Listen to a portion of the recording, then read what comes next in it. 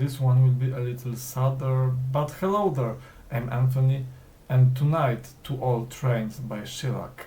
At the beginning I must admit that I have never heard of Shellac, Big Black or any Steve Albini's projects. Well, I hadn't even heard of Steve Albini before I got to know about his death some time ago, but when I decided to listen to Dude Incredible, I simply fell in love with this band, and now I understand what people feel after his death. So far I have also listened to excellent Italian Greyhound and Action Park, and both of these albums are simply great.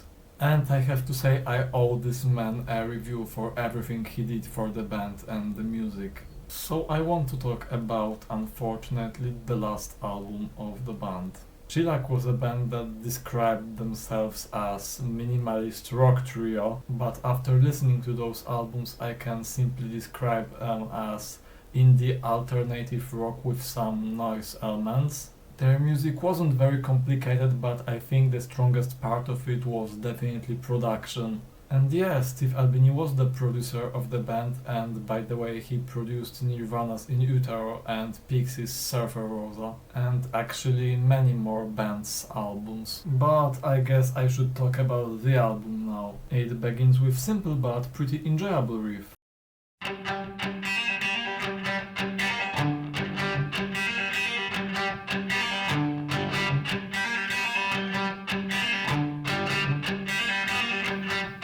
And for now I have to say it's my favorite part of their music, such slow but catchy and enjoyable riffs, like the one from Steady As She Goes on excellent Italian Greyhound.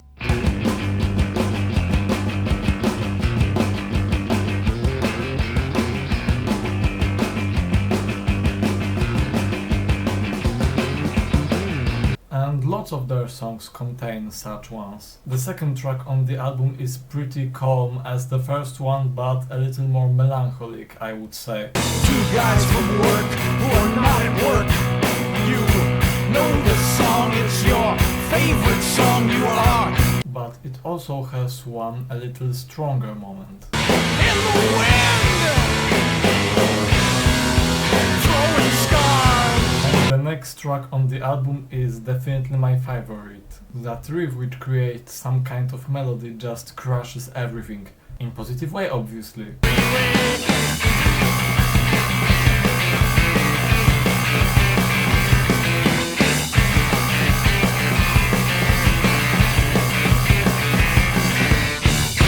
And I would like to point out how beautifully the album produced is. Every track sounds just so clear, and this track is a great example of it.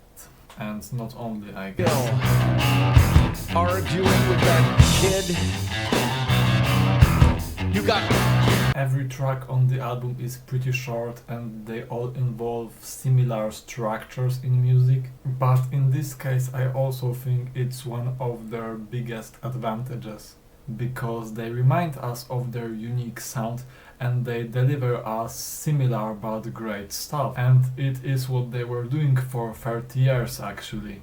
I'm still very disappointed with Steve's death. I would really like to see them alive, but unfortunately it will never happen. But for those 30 years they released lots of great stuff and did great job for the music. And for now, thanks for watching this video. I encourage you all to check out other Shellac's albums and Steve's other projects like Rape Man or Big Black as well. If you like my content here, then please like this video and hit the subscribe button, and see ya soon!